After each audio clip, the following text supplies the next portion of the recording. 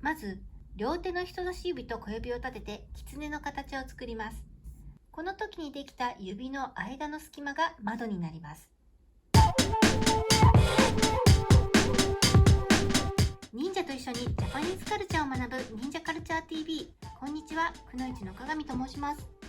今回は怪異の見破り方について楽しく学んでいきましょう。不思議なこと、怪しいことが起こった時、その原因となっているものを知りたい時、私たちはプロに頼みます。この道のプロは依頼に応じてお祓いやまじないをしたり、祈りを捧げたりすることを仕事とする民間信仰上の専門家です。彼らがプロであるゆえんは、災いを起こしている妖怪や鬼、神様の名前を知っていることで名前を呼ぶことができるからです。昔々から日本にいた物知りの長老たちもそういった知識を持っていて、孫や子供に語り継いでいました。物知りというのは物の名前を知るということです。困った時に村の長老に助けを求めると、それは何々じゃなと言って名前をつけることで正体がわかり安心します。ゲゲゲの鬼太郎でいう目玉の親父的存在です。不土器や古事記、日本書紀などの神話には神の名前や地名などの由来を説明するお話がたくさん出てきます。あの山や川はこういうわけでこのように呼ばれるようになったとか、この地はカクカクシカジカでこの名前がついたというお話です。昔の人の名前に対する興味はとても強いものでした。それは名前がそのもの自体の本性を表すことだったからです。でも全ての鬼や妖怪の名前を言い当てることは難しいです。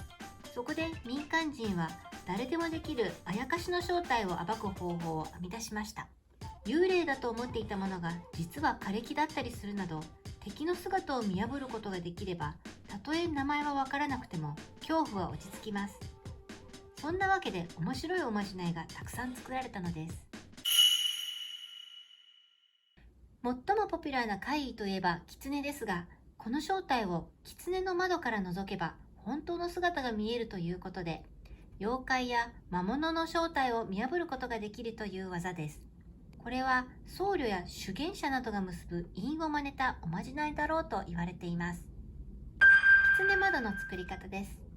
まず両手の人差し指と小指を立てて狐の形を作ります。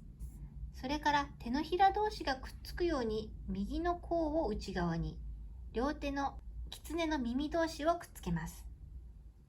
最後に中指と薬指を伸ばし、その2本の指を親指で引っ掛けて完成です。この時にできた指の間の隙間が窓になります。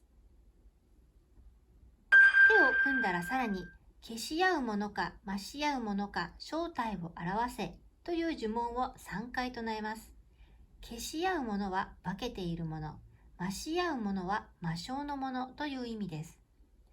日常空間と異世界との境界的な役割を示すもので、この世とあの世をつなぐトンネルのような役目を果たしているのではないかと思われます。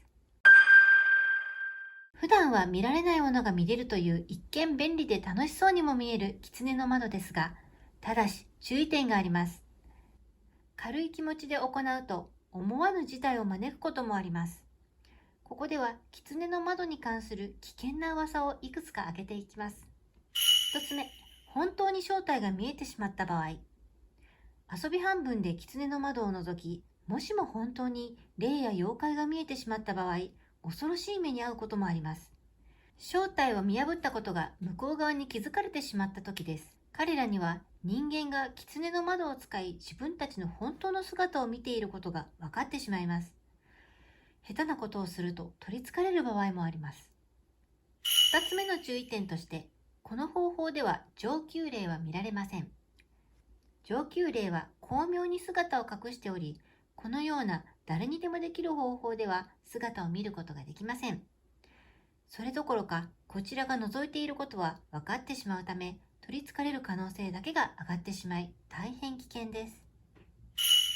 最後の注意点です。鏡などを使って自分自身を覗くという行為は決してしないようにお願いします。狐の窓越しに自分の姿を見てしまったらどうなるのか保証はできません。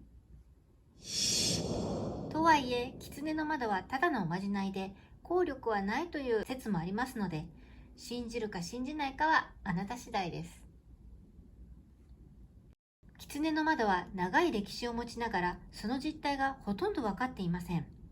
しかし、だからこそ危険があると言われながらも、たくさんの人が狐の窓を試してきたのです。狐の窓を行っても必ず見えるとは限りませんが、もしかしたらどこかで怪異との接触に成功する日が来るかもしれません。本日のジャパニーズカルチャーは